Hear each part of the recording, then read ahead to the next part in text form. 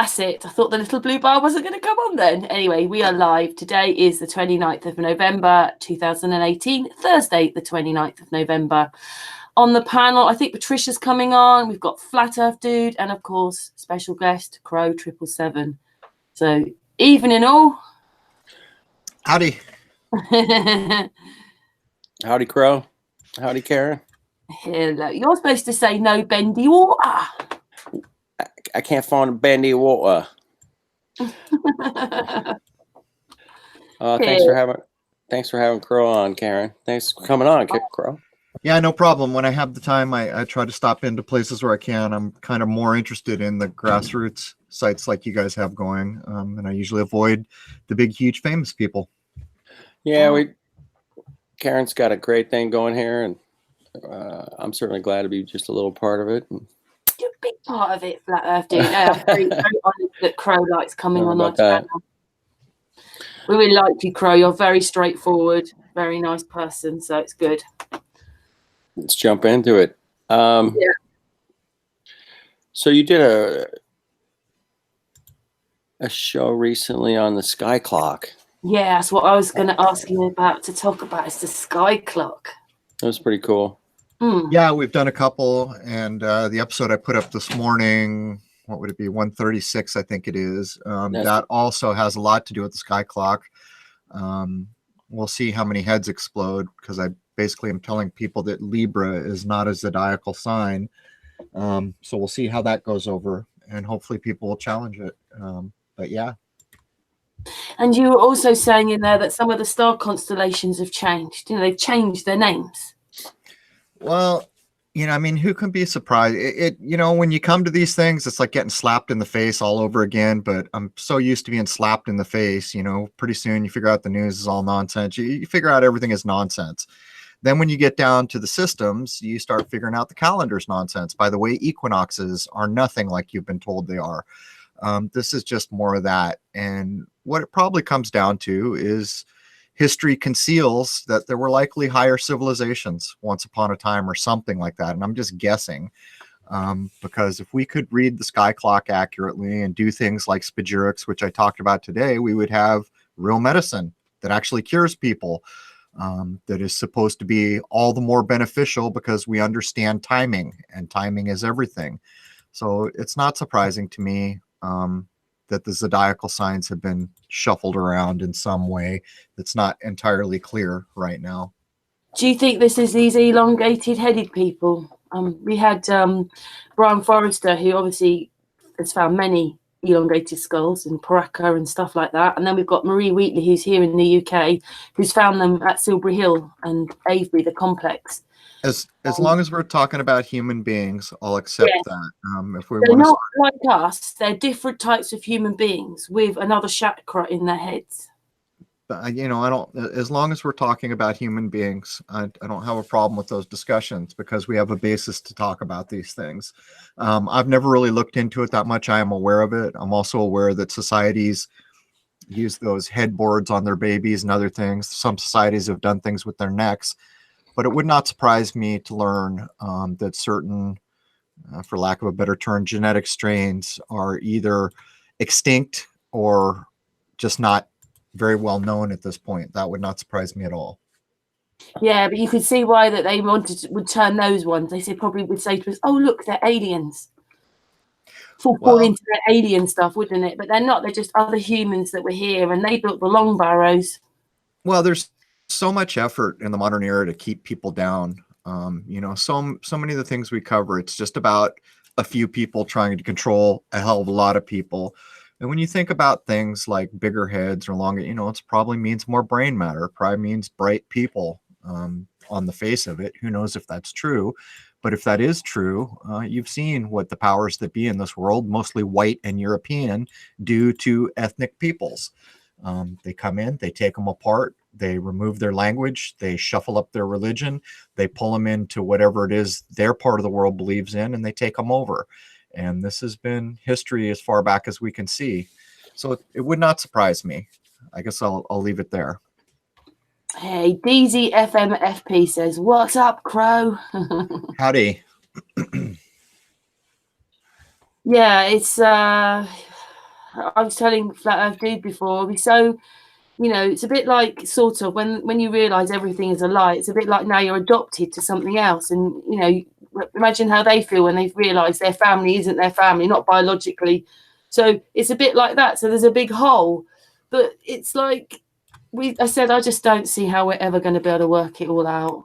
Well, I mean, I see where you're coming from, but let's try looking at it this way. There comes a point when you could probably say pretty convincingly everything you know is wrong. When you understand that to be correct, what tells you more than just you've been lied to, it tells you that you yourself, the individual, has been gullible, that you have accepted things without investigation, that you have just swallowed whatever you were handed.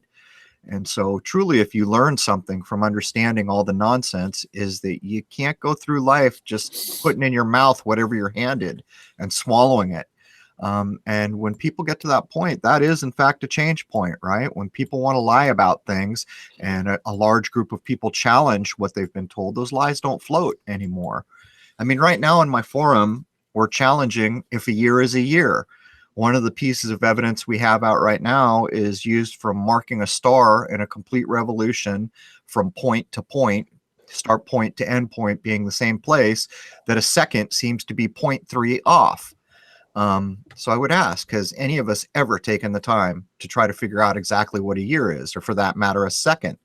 If that's correct, and we're just getting into it now, that would mean that over 100 years, that's a day, which means over a year, that's a day. Over 100 years, that's 100 days that the artificial clocks we use now would be screwing things up.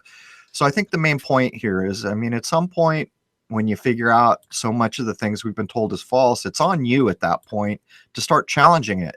I mean, this all works on the mercurial idea of mind. This all works on what can we get a lot of people to believe in. It's basically how the whole thing works. If you quit believing in things, then it's not so easy for all this nonsense to go on. Yeah, I do understand. We were sort of talking to Martin Kenny about this last night, and I do see there's a big part for the past, but we need to move on. We need to move on together because we can't change the past.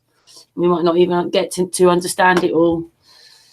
It'll take many, many, many, many, many, many, many years of many people really looking at it, wouldn't it? But we need to move on, don't we? But you're also finding then that, so what's this if for the chat room, the sky clock? Because if there's wrong constellations or they've changed the names, and do you still think there's bits missing, or you've kind of worked it out? Well, look, maybe it's better to describe it like this. So say we all have a clock that's on our wall in our home that we've been using, and it goes 1, 2, 3, 5, 7, 9, like that, not in order. But our whole lives, we've been reading it and using it in that way. And one day someone says, hey, wait a minute. This clock's not correct because it should go 1, 2, 3, 4, 5, 6, 7, 8, 9, 10, 11, 12, not the way we've been using it. That's maybe akin to what we're finding. So in other words, no human being, as far as I know, can change the stars. It's even written in a lot of old texts that I've read that man doesn't have the ability to change what's written in the stars. But how they're divided up, or even how we observe them, consider chemtrails. Constantly all over the world, in so many places I've talked to, chemtrails are sprayed across the ecliptic. The ecliptic is the path of the sun, the moon, and the stars, and the so-called planets. So even the observation of these things is being, obscured from our point of view.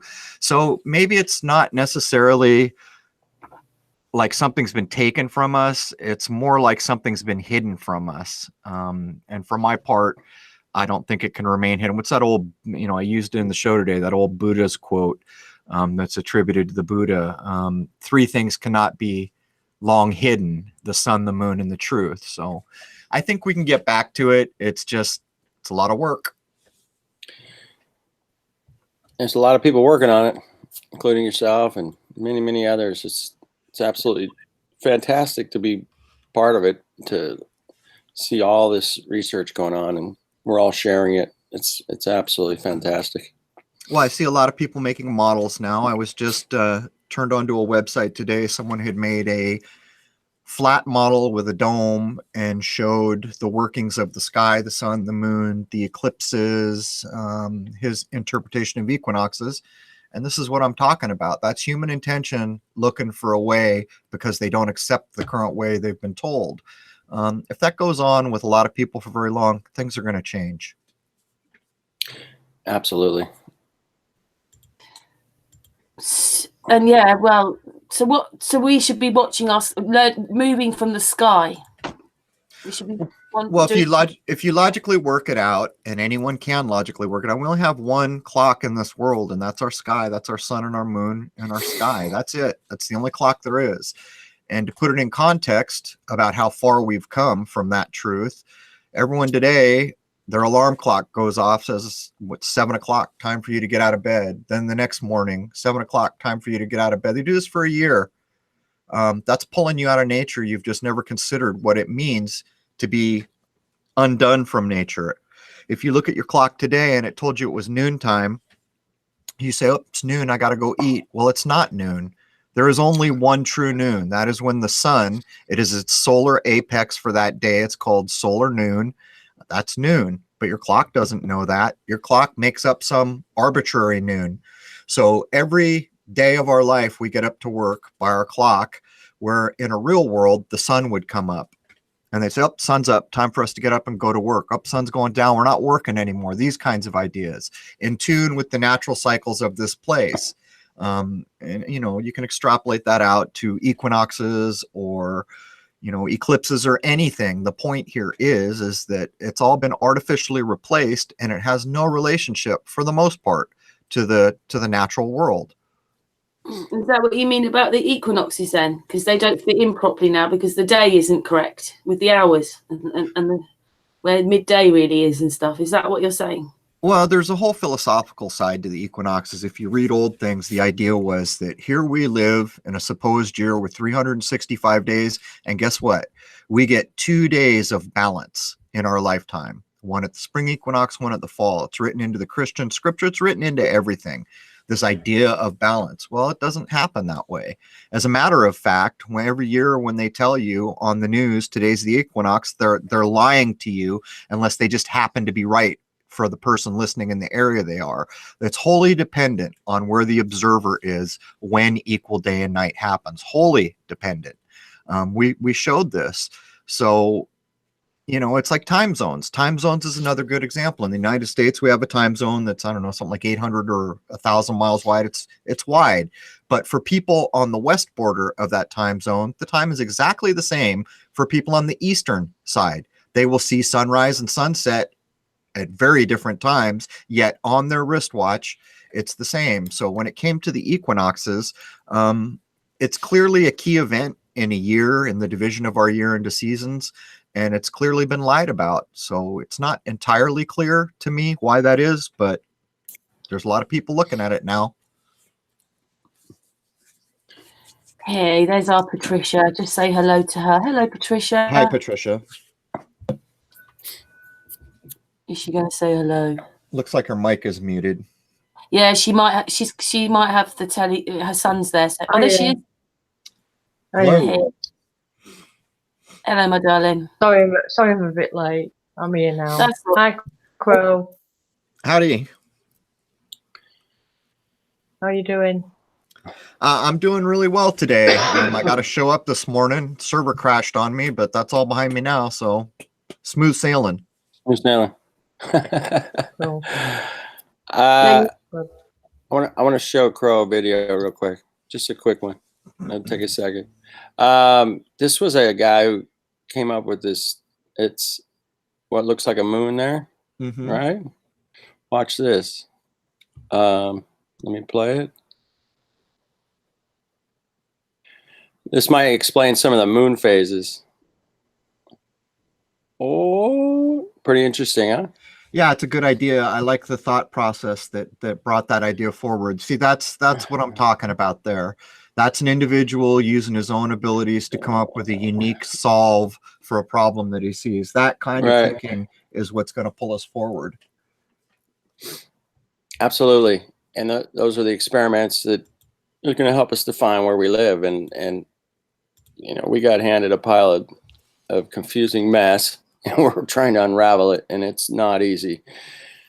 Well, there's probably something to be said for a culture that is tied closely to nature, and there are still places in the world that are much more closely tied to nature than we are. In my part of the world, Japan is a good example.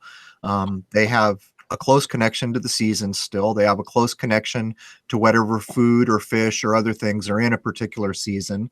And these are typically the things that are some of the first to go when a society is taken over. As an example, you could, if there was any resemblance to the American Indians, like we told there was, there's another good example. And to understand, I was listening to an Indian man, American Indian man, who lived right at the apex. During his childhood, he was living as an Indian did on the land, and in his later life, things had already changed and they were moving people to reservations. And he went on to get degrees in Western schools, PhDs. But his opinion was that the Indians were studying just as diligently, and maybe for things that matter more to a human life, because they studied nature. They studied what the animals did. They studied what the seasons, the stars, and all that. And so it's a valid point, and it makes you wonder, why are we on such a hell-bent course to make technology and synthetic things the be-all and end-all, like the wristwatch, the synthetic wristwatch? I mean, I can tell you how we got those things. I can tell you why we have time zones, because robber barons wanted their trains to run on time. So the rich, again, among us, jacked up natural ideas into synthetic ideas so they could make money with their trains moving people around. The point is you could point to almost any point in the world where European races have come in to take over, and one of the first things that happens is a separation from nature.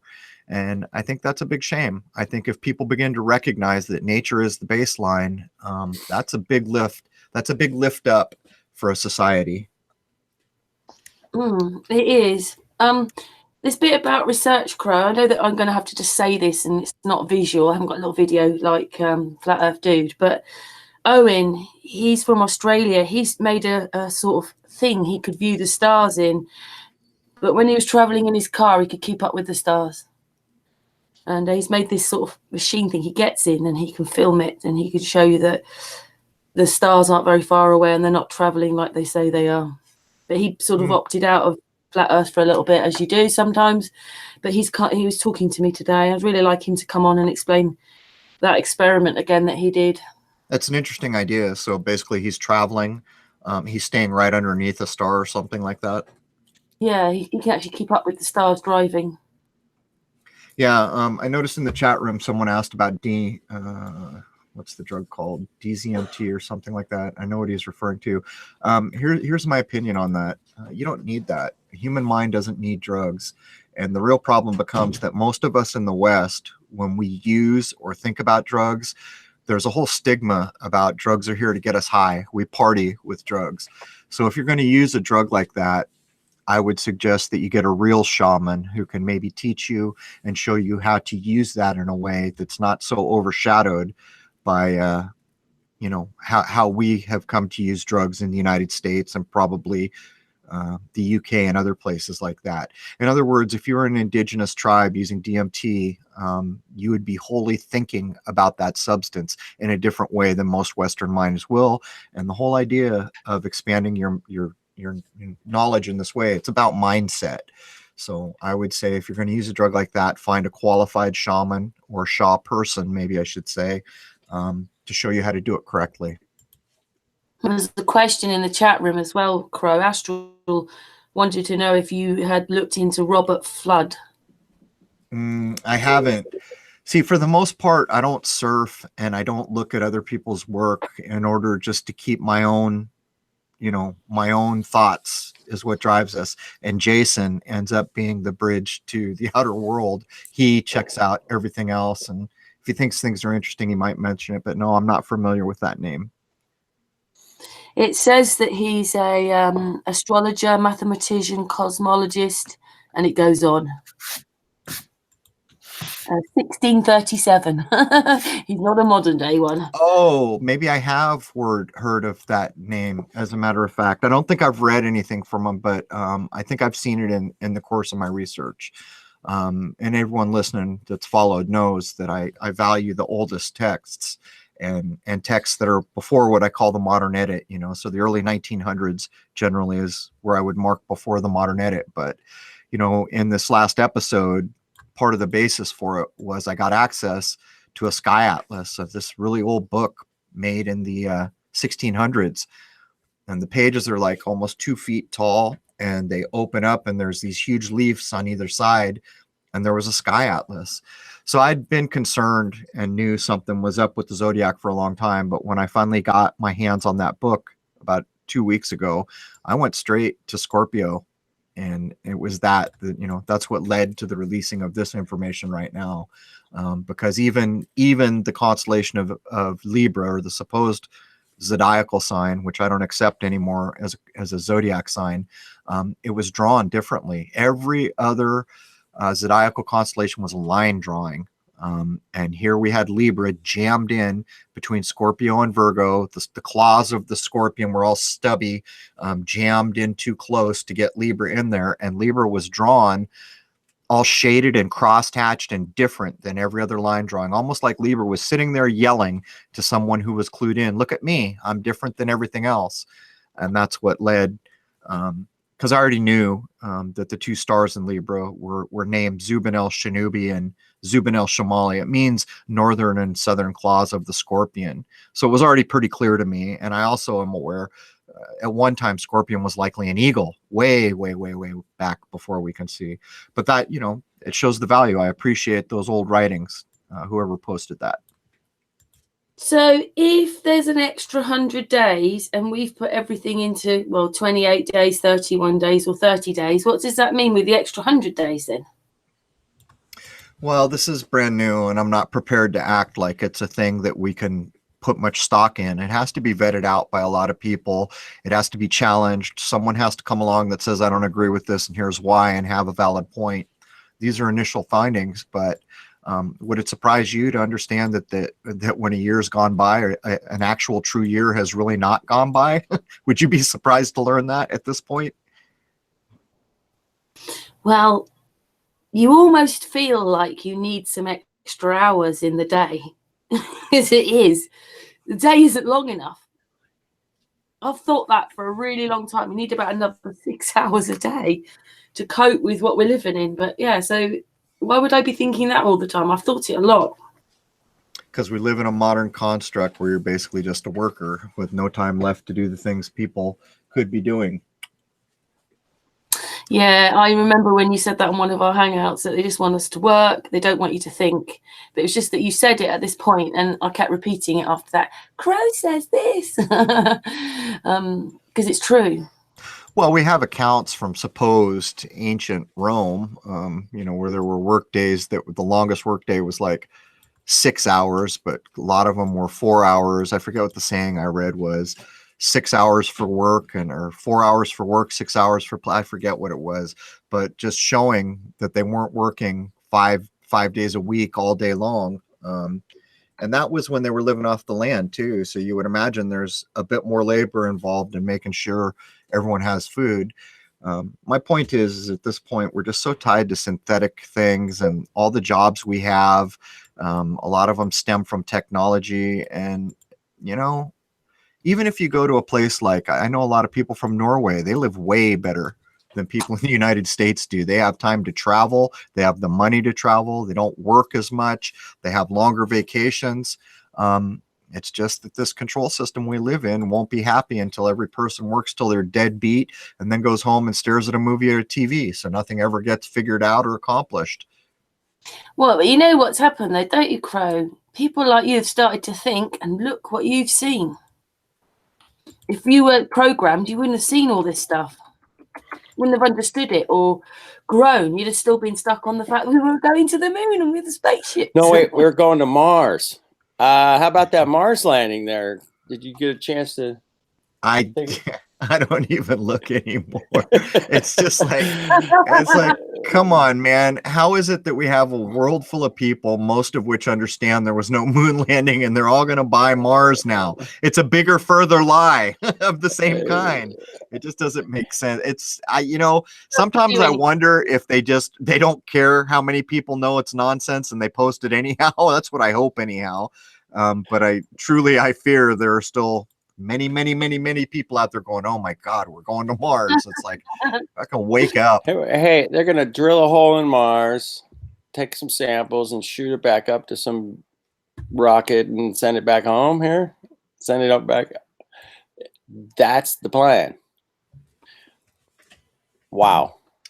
Pretty awesome technology, man. Yeah, for my part, I think the alchemists were trying desperately to tell us the truth. And, as far as I can tell, it was alchemy and spagyrics and things like this were in heavy use into the 1600s. And that's when modern science and chemistry and extreme materialism and the religions of the era co-opted many of the ideas and coded them into what they were doing and then left them behind and squished them on their way out the door.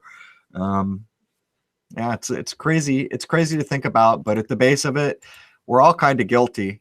We all kind of spent big parts of our life just accepting any nonsense someone wanted to tell us. So hopefully that's changing. Hello. Anyway, Rich is in the chat room. Mr. Thrive and Survive. Hello, Rich. Hello, chat room, by the way. Yes, I put a nice little video on Sun and Moon that Joe did the other day that I thought was really great. They actually showed that basically they went sideways, then it was just flat. There was no globe; it was just a flat. Anyway, it was just great. They actually did it all themselves, and he speeded it up. Well, it's pretty clear these ideas aren't going away. I think that's clear by now. But the real problem is that every one of these ideas that is inconvenient for those who would have a globe remain the way things are for the rest of time, they're going to do things to screw with how people accept or take on this information. Every time I see one of these conventions, I'll take some time to look at how the news is dealing with it and things like this. And this is what I'm talking about. One of the big problems in the modern age is if you form a group, you've created a target. And that's a problem.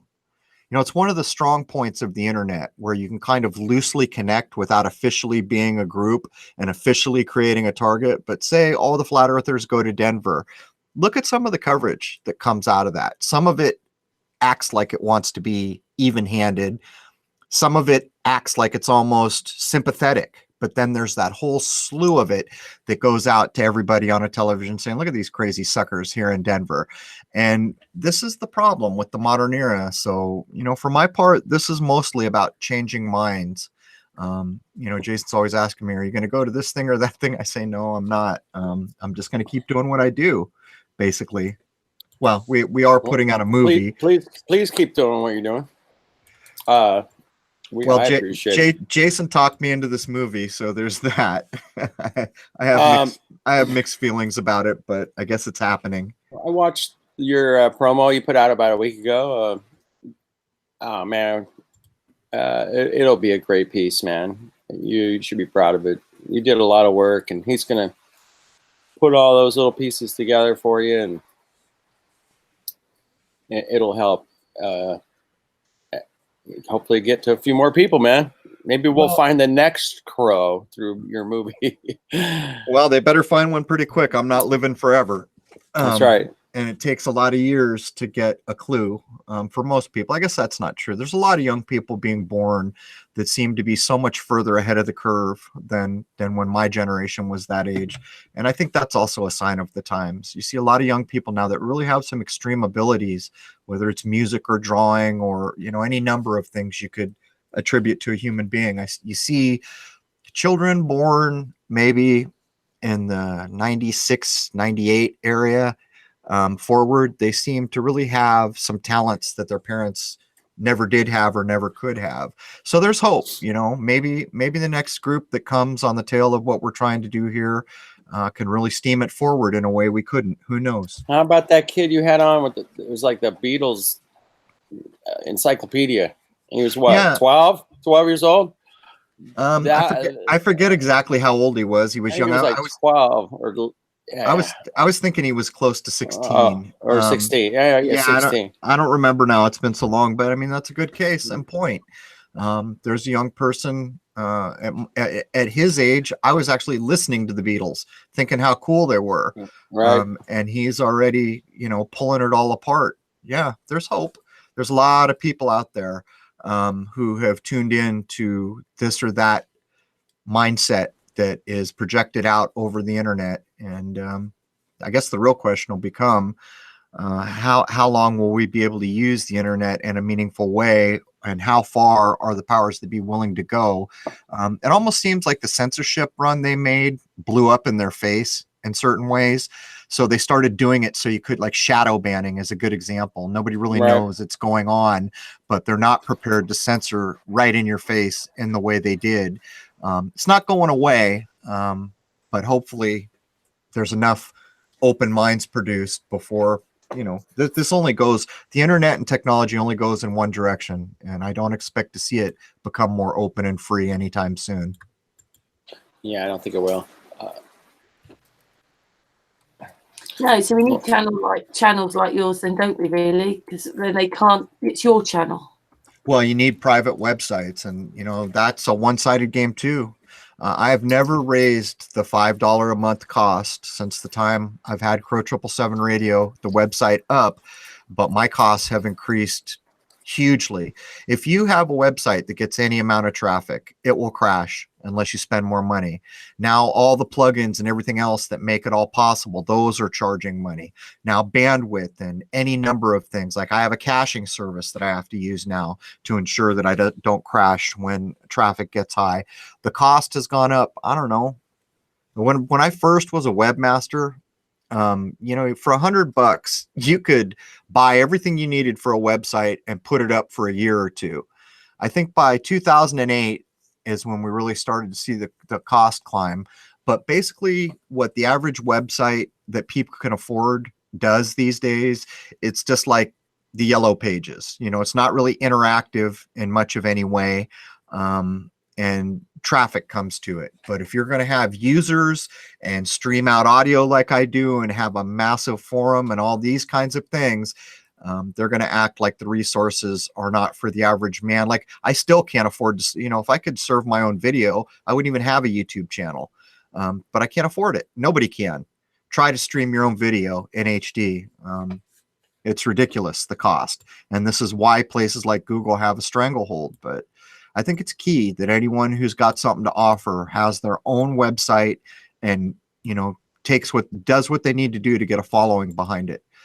Because there will come a time when not even the right word, if you don't say the right words on these platforms, it'll just be taken down by a bot. It won't even be a human being doing it. Yes, I agree with you. I mean, in one sense, it's really great that here we are all communicating, having these hangouts. But at some point, because they keep thrashing this Article 13, isn't it? Or Article 15, whatever it is from Europe. At any time, all this can go. Whereas when it's your own server, it stays because it's yours. Look what we're doing right now. Everybody here listening and participating is sleeping with the enemy. Every one of us. The only thing I would mention is, do you know that's true, or are you missing the point here? And that means you need to get private websites. And the thing about what we call private websites, which in a way are not really that private either, a lot more private than social media and things like this, is when enough people have their own private website and they start to try to screw with that, there are recourse that I could imagine that would be effective.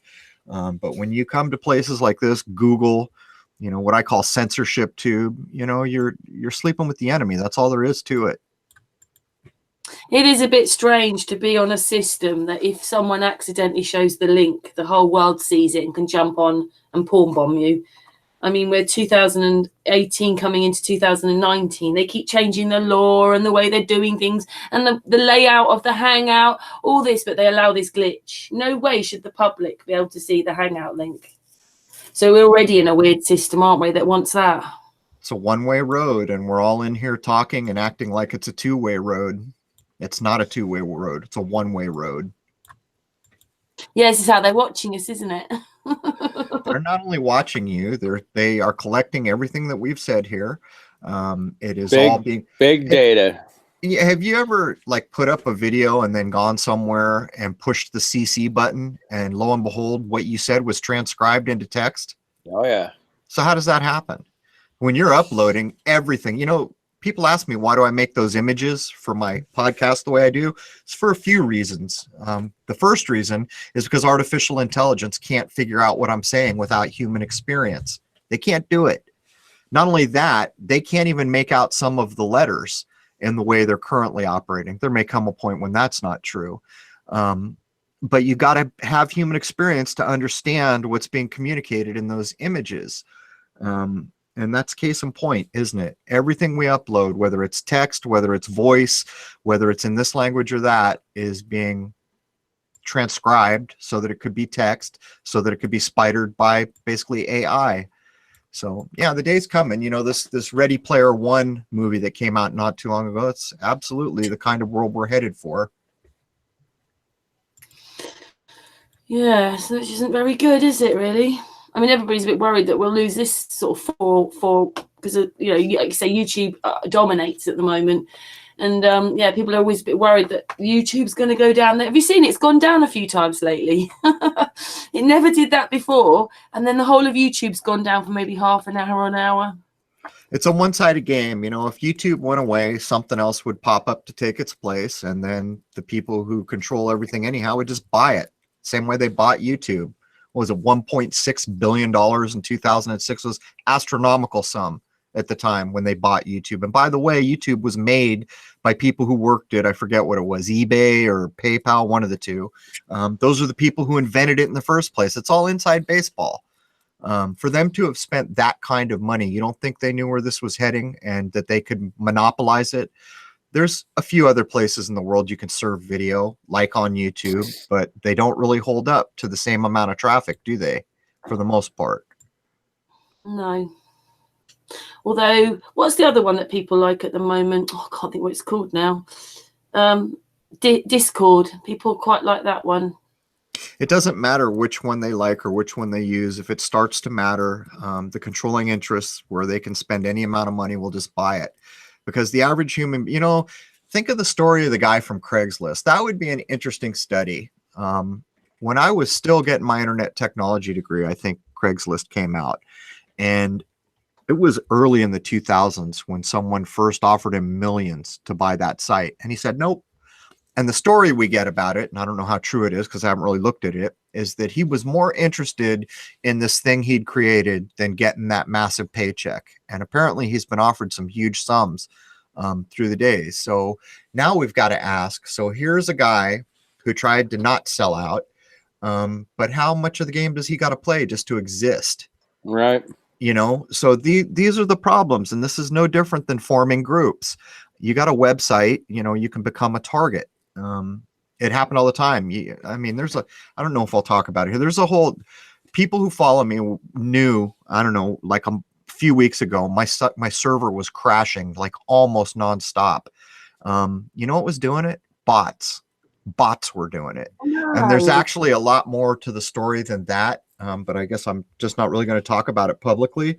But it goes to show what happens. So I think the most important thing, all of us here questioning things and trying to find a better way, trying to invent a better mousetrap, is changing minds. If you change a mind, you have truly done something.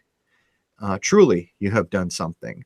And whatever people think can't be taken away from them if they choose to hold on to it. You can be programmed like Pavlov's dog, so when the bell rings, you salivate.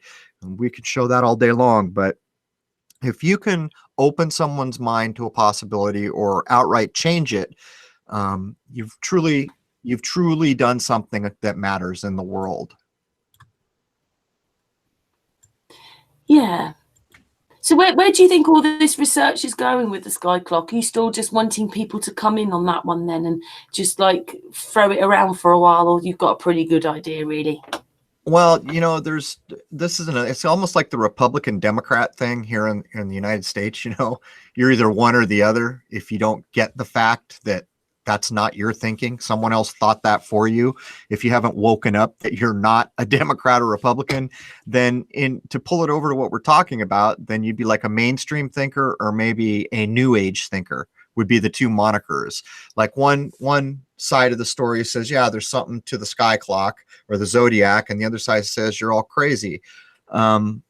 unfortunately, the people who run things are not stupid. They didn't already deal with the mainstream people. They dealt with both sides. They screwed up the zodiacal signs and, most things we know about the sky, how to read it, in the same way they screwed up the Gregorian calendar for commerce. So truly, there's real reason for everybody to meet in the middle, no matter what you accept to be the best. Whether you think you're red or blue, there is absolutely good reason to join together in common cause. Yeah, was it something that you were just doing a bit of research and you realized, or? No, I knew this for years. The problem is just like I was describing before. If you have a clock, which the sky is the only clock for this world, then the space between the number 1 and 2 on that clock, and 2 and 3 and 3 and 4 and 4 and 5 all needs to be the same. And the only way that would not be true is if the thing being tracked didn't travel at the same speed, right? So when you look at the zodiacal signs, they're all over the place. Some of them are really huge. Some of them are tiny, like Libra. What kind of a sky clock is that? Makes no sense. And then there was the whole thing, which for many years I have said is nonsense, the precession of the equinox. Like, we're supposed to be in the age of Aquarius, right? And if you look at where the sun is at the spring equinox, it's in the sign of Pisces. So how the hell are we in Aquarius? Well, it's because the precession of the equinoxes. The world is spinning like a top and it's wobbling. So every so many thousand years, the sun slips backwards one sign. And it's nonsense. And this is done. It's not just that. If you go look up when, like a daily astrology chart, when Scorpio starts in the year and what day it ends, that's not even true. You can verify by the stars that's not true. And again, we get into the precession of the equinox idea. It's just everything's been scrambled with the idea that these lazy suckers are so dim-witted, they'll never understand. And I'm here to tell you that not all of us are lazy and not all of us are dim-witted. And you bet your ass we'll find a way back. People stars are there then, Crow. It's just they're not mapped properly. Right. It's akin to taking a clock in your kitchen and changing the distance between each number and maybe shuffling a couple of them around. So now the 6 is 8 and the 8 is 2. It's like that probably. Although someone made the joke when we were in there that what if someone rotated the signs 33 degrees? We had a good laugh on that one. Yeah, everything's the other way around, isn't it? So that's a good start. Do you think it's how they can cover hiding land and things? Or where the North Pole really is and the whole thing?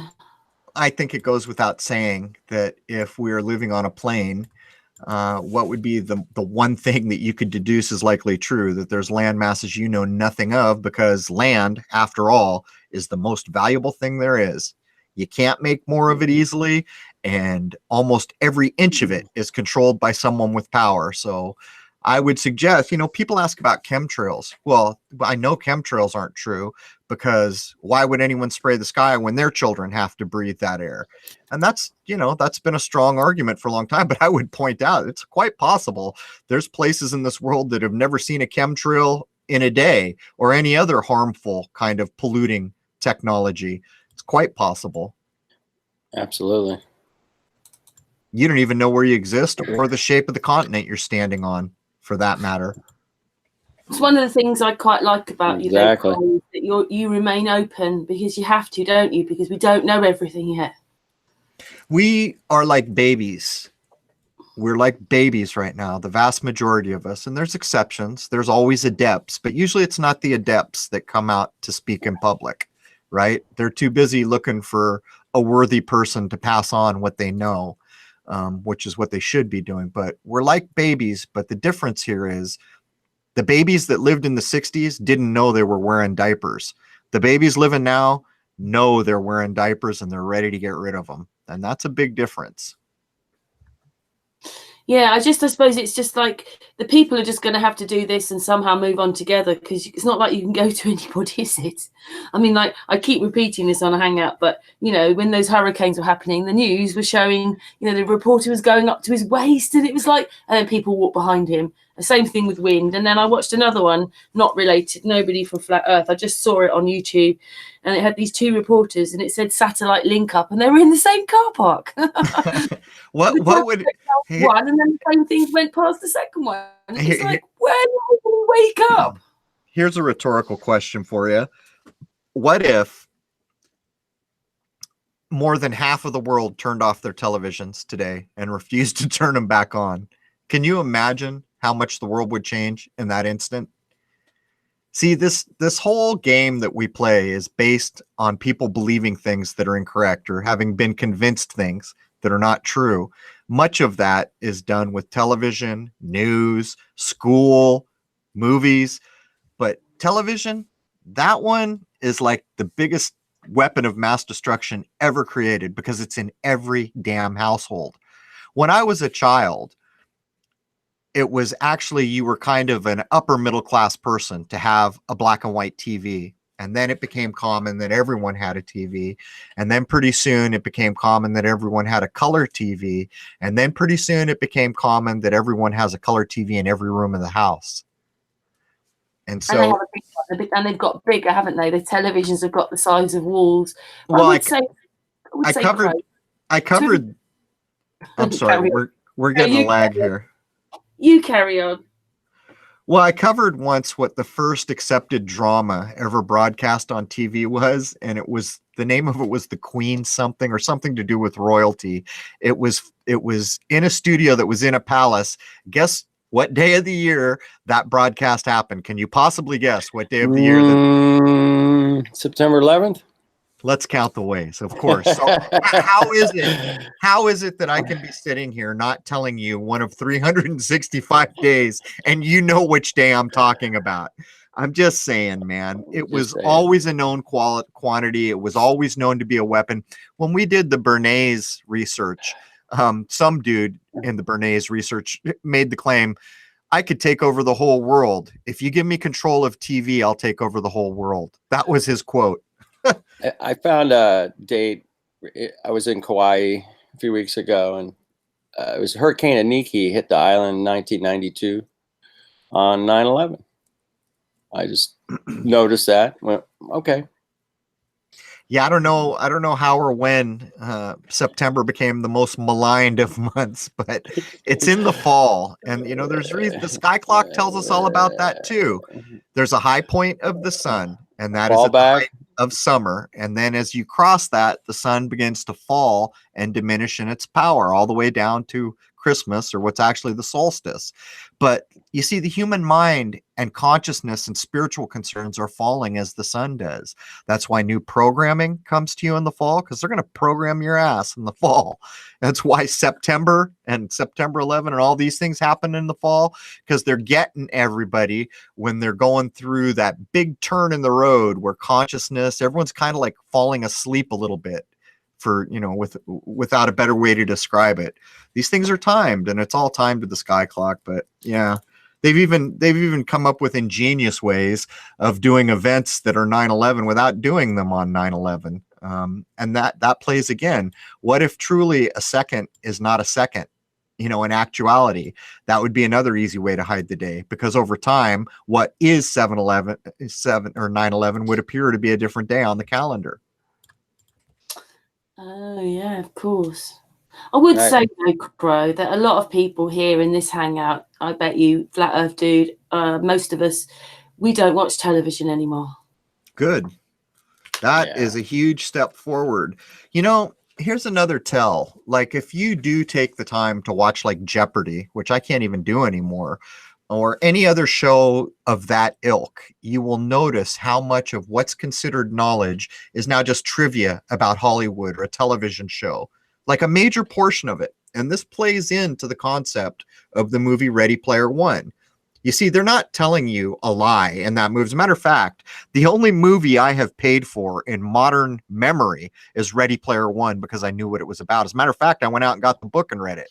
And as a matter of fact, that book made it on the 100 best books list for America, and it's not that level of reading. The ideas are clever. My point here is In Ready Player One, a person who's considered educated is someone who could tell you who starred in this show or that show or the title or what they wore. Anything to do with entertainment makes you a well-educated person. And that's where we're headed. So anyone who turns off a television has done a real service to themselves and their family. I really do think it is a majority or a great big part of the programming is the television. Hell yes. It's the only thing that we willingly put in our home. And it's no different. You know, people need to go back and read 1984, the whole Big Brother idea. You know, there's a screen everywhere and it's watching you to make sure you accept the programming. It's not a lot different than that when you put that enemy of the state in your home, in every room of your home. And not only that, that's just a small part of it. You know, if you look at the back of your television, there's a hertz rate. Do you know what that basically means? And by the way, why do we call it hertz? When I was young, they would call electricity 60 cycles a second.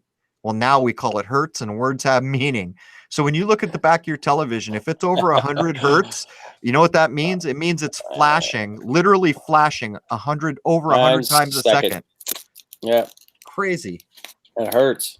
Dang, Yeah, it hurts. it hurts, but you don't sort of see it. You do. Your subconscious sees it, not your conscious.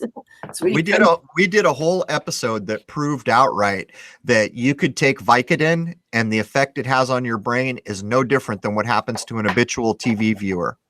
It's the exact same brain pattern. It's crazy. And not only that, it turns off the part of the brain that knows how to distinguish reality from fantasy. And it's an evil device. It's all there is. And it was intended to be that. So they shut everybody's brains off and made them think that they're living on a spinning ball and it's moving and going around the sun at some ridiculous miles an hour. It's actually way worse than that if you think about it. Where I live in my part of the world, there's no culture. The only culture that exists here comes from Hollywood and television. That is American culture. And what kind of a culture is that? It's valueless. You know, you could it's always making money the most important thing and not the people. Yeah, that's a big part of it. But, you know, a place without any culture, that's a far cry from what civilization once was. There used to be about the waking up though, Crow, because once you wake up and you realize that everything behind you is a lie, you've lost all your culture. What is our culture? There is no culture for most of us, and that's not true of everybody. I suppose if you're Italian, you could still trace back some culture. If you're Irish or many other races, there's places in the world that still have vestiges of culture. But yeah, what that means is supposedly one of the most powerful nations in the world, which is a bit of a joke in one way, has come up with a whole mishmash of people that have no cultural connection of any kind, which means the traditions are fantasies. See, traditionally, traditions have something to do with the natural world. And yeah, it's a huge loss. It's a huge loss the day that you wake up and realize that the whole, the entirety of culture where you live comes from Hollywood and television. Yeah, that's really bad, isn't it? When you know the truth, it's terrible. Well, it's freeing in a way because after a while you just don't care anymore and you just do your own thing, and it has less effect over you. Well, I don't think it's creating a very nice sort of community, is it? None of us care anymore. None of us talk to each other anymore. It's what they want, isn't it? We're all just little robots. Right now, they're very busy getting ready to hypersexualize everyone, like the book Brave New World. That's the direction. They're doing a lot of gender confusion, masses of gender confusion, and more than anything. And you can see the path of this. They're trying to turn women into men. And this started way back in Hollywood. Do you remember the old Hollywood movies that are so insulting where every man calls a female a little lady or acts like they're helpless, or when they walk into the room, the sexy music starts? Well, that's how they teed it up. Because women got sick of that crap, as they should have. But then they flipped it the other way, saying, well, you could be equal to men. Not only could you be equal to men, you could be just like men. And that again, flies in the face of nature. Women are not men. Women have an important role in the natural world in the same way the sun and the moon do. One of the genders creates life. The other one contributes. They're very different roles.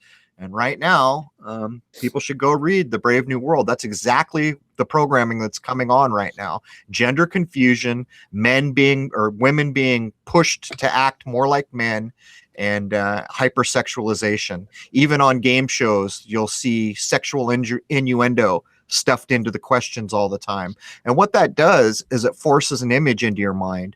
So when they make a penis joke, all those people out in the audience have had that sexual image. You see how it works? It's a trap. It's magic is what it is. I've done this a lot of times on the air where I say, I can put something in your mind right now and you can't stop me. So here, I'll do it. Green cube, so I say green cube and most of the people out there got that image in their mind. Well, this is how they're hypersexualizing. That's one of the tricks they use. Yeah, and the really sad thing is that they're making it look like it's reality, like going to the moon and going into space and going off to Mars, like all this is reality, and none of it's reality. That's right. And you hit on the key point. You see, because human beings look at other human beings for role models and things like this. And when you're in a culture that has no culture and all the culture has come from entertainment, then what the entertainment shows becomes the role models. And since the role models have been perverted, well, you can work out what happens to the society that's affected in that way. Yeah, always I think of what Robert Forsh says. They don't know that they don't know. But the thing is, then someone else, David Wise sent it to me. I can't remember the person who actually did it. Marty Leeds. I can't remember. Marty Leeds, not sure. But they're basically saying once people have been told that there's something really wrong, and everybody likes to call it that cognitive, dissidence thing. It's not. They're cowards. I kind of agree. They're cowards. They don't want to know. Well, there's truth to that statement, but there's also different kinds of people.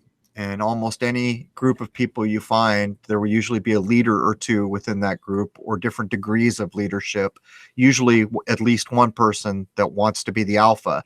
There will be some that want to contribute to that. And then usually the most people left want to be led by someone who seems to know what they're doing.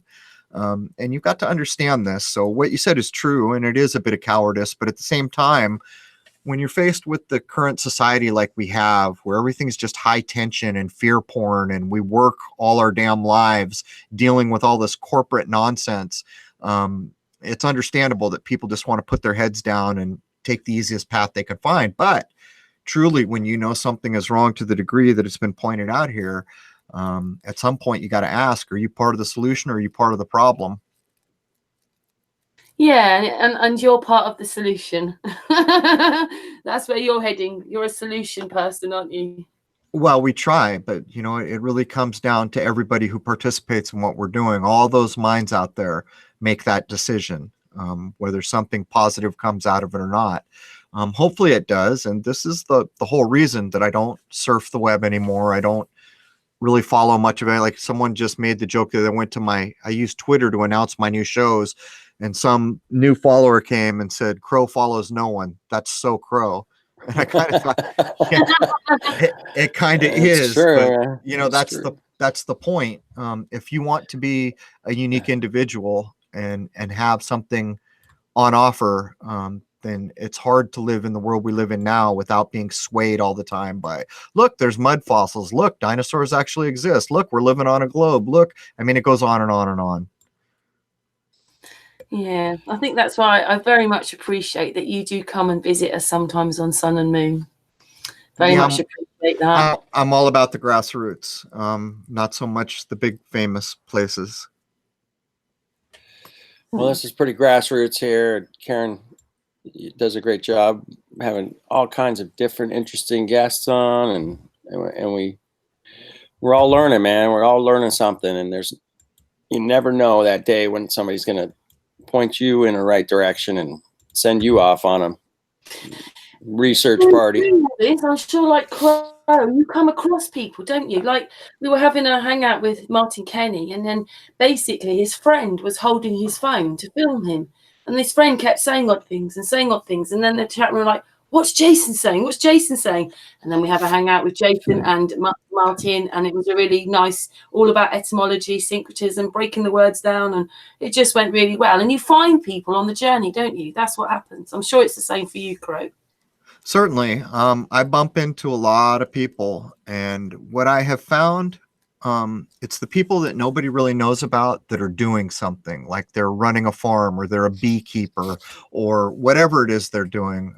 That's really where I like to go if I can. You know, we have a world that's in desperate need of good teachers, man, but it probably isn't safe for them to come out yet. Maybe it's a Not little yet. closer than it was, but there's a reason that people who truly know things go underground, because they'll get sniped if they don't. You ran into this guy Jason, and what an amazing person, man, you get to work with. That guy is absolutely fantastic as well.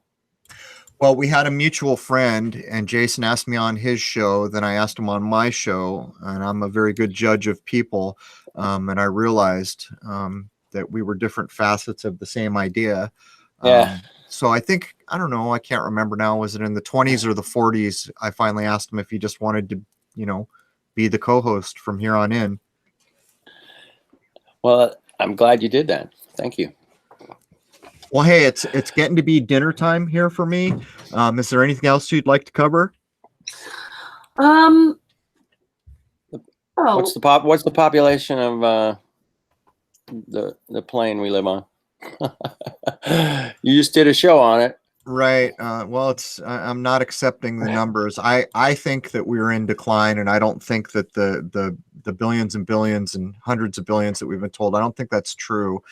These are hard things to prove, but in the show we just did, we logically worked out that we can demonstrate by the acceptable stats that there are many races of peoples that will be on the road to extinction by the year 2100.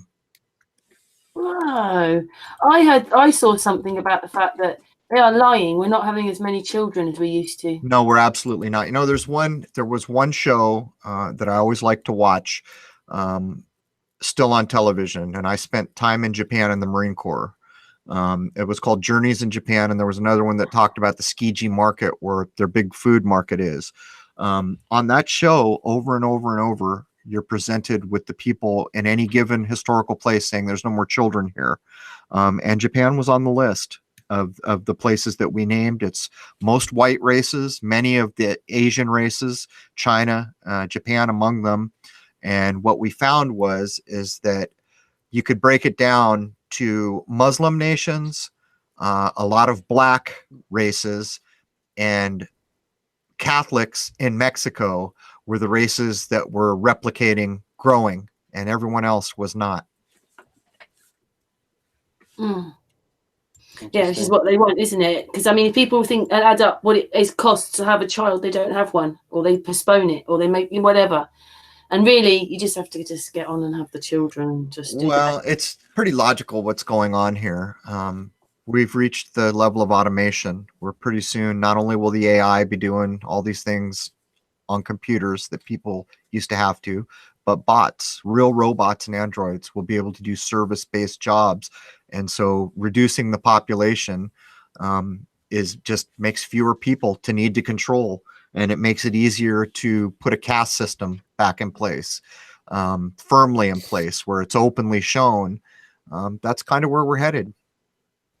Yeah, and you can't believe anything that they say. And I mean, like I don't know if you know who Enslaved by No Media is, but he just, watching his stuff, and I've seen it with, we've talked about it before with Silbury Hill, and the way that it looks so much bigger in the car park than it did when you were standing at the fence, much further closer to it. But that we might not be as big as they say we are in the first place. We're not flying planes as high as they say. It's not 7 miles. It's about 3.5 miles. And then, that kind of stuff. And well, I think there's a lot of truth to that idea, because I've said for a long time and tried to demonstrate that one of the key things about technology, like nuclear bombs is a good example, they convince you of these things that are absolutely unacceptable. Like, guess what? The president's got a red button in his office. If he pushes it, the whole world gets destroyed. That's complete nonsense to believe in something like that. We've shown that nukes are nonsense, but this is what technology always seeks to do, is to convince the users of it that don't understand it that well, that it can do a hell of a lot more than it actually can. And the moon shot is a prime example. We can't even go to the frickin' moon, right? And yet, how much of the population thinks we have these amazing machines where we leave our atmosphere and go to a different body and land on it? It's all make believe. And they're And it's risking all, their lives. They're risking their lives. The most dangerous thing we've ever done. person risking their lives was the person who sat in the theater watching, Apollo 13. They're risking their real life with their fantasy life. But anyhow, anything else you guys want to cover? I'm getting ready to, I'm eating one meal a day these days, and I'm getting ready to have that one meal. Oh, Crow, it's always a pleasure. And just when we get stuck in, you leave. But I know that you only like to do an hour and a half max at the most. I know that's what you're going to give us.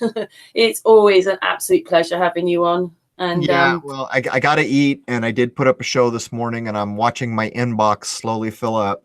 I'll be happy to come back on another occasion if I have the time. But thank you guys for having me, and thank you to the chat room.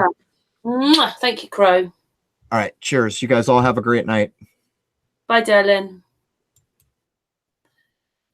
Hey. Oh, I missed it. I had to do something real quick. Kenny, you're a naughty boy, by the way. I know, You're a naughty boy. Thank you, Crrow. That was awesome. Once again. Did you hear me? You're a naughty boy. I know. I'm in trouble now. Oh, I love you, I'm in trouble. I'm usually in trouble of some sort. No, you're not. You're never in trouble. I stay out of trouble. All right. Thanks, Crrow. Little shout out. It's always great with Crow. But I mean, obviously, I keep a check on some of the hangouts, so I know what he's talking on. All right. A little shout out to the chat. Mark and Midnight Gardener. What's up, buddy? I'll do a few. There's our friend, there's Astral, Martin Truelove, Super Lee, Mushroom Gods, Grace, CJ Scoots, Nimble Horse, Flat Earth Head. What's up? Richard B, and Midnight Gardener, and Mark, Flat Earth Head, Cat, Ryan. And it's still going. If you want me to shout your name out, just put your name in the chat room. Nimble Horse. Yeah. Super Leads. No one's putting Jody York, how are you? Telex. Hi, Telex. Yeah, I really enjoy it. Kat. I really like it. What's up, Kat? Eric. It's brilliant. Yeah, he's that dude. It works so hard at what he does, and it's thanks again for coming on here and hanging out with us for a little bit. That's great. Actually, I remember Costa, baby, what's up? That dude, you're actually a member, aren't you, of his website? I hope I am. If I'm not, I should be. Yeah, because you're watching them. You get more than an hour, don't you? I think so. Yeah. It's been real fun. It has been rough. Marie. Robin. Marie's there. Sorry, Flat Earth dude. Johnny. I'll go way back. And Mackenzie's there. Nicholas. Yeah, sorry, Mackenzie. Crow's just gone. Yeah, I get the 2 hours. I'm a subscriber to Crrow. You get the 2 hours. It's $5 a month. I mean, you could pay a few months to go back and listen to all of his stuff. I mean, I don't know. I'll here's the link. I'll drop it in the chat again real quick. But no, it's only, $5 a month. He hasn't raised his prices. Other people that used to charge $5 are charging more now. But hey, just say happy birthday to Super Leeds. It's his birthday tomorrow. Happy birthday, Super Leeds. 44. Uh-oh. I hope you're doing something nice on your birthday. And there's Playfully there as well. Hello, my darling. Into Musicable. Hello, my darling. Playful Yoga. I was hoping to try and stretch him to an hour and a half, but yeah, a lot of them actually only want an hour, and it is good an hour anyway. But yeah, I like as much as we were talking off air before we went on, and he was talking about how many emails he gets every day, and then he's got to check the website, and he's also got to do this little thing called research. in between all of that. Peanuts, Nicholas. So, and Karen, you know it. You have to deal with it too. You have to, you got emails and people getting back to you and trying to schedule people to come on, and it's just like it really takes up a lot of your time. Yeah, it does. It is quite hard work, but that's what I do. Yeah. In a video, sometimes they're quite quick. Just Oh, you occasionally, gotta make a video. thing that was 2 minutes long takes you about 20 hours to finish. What's up, Sometimes you're David? recording it and then someone messages you on Facebook. It goes doink in the middle of it. No, I've got to start again. But anyway, that's the way it The time it bends is goes. bendy water. Oh, no Benty water. No bendy water. Mm. Cool. Anyway, yeah, we knew tonight wasn't going to be the longest hangout. Tomorrow we've got Mr. Fry and Survivor and the Boogeyman channel, and Mr. Fry's going to listen to Andrew talk about Sky Dome. The Sky Dome. So that's tomorrow. Check it. Yeah, well, I just check it saying, out. we've got Mike Helmick, Effie Brothers, and Robert Falls should be popping on to say hello on Sunday. Wow. It's looking good.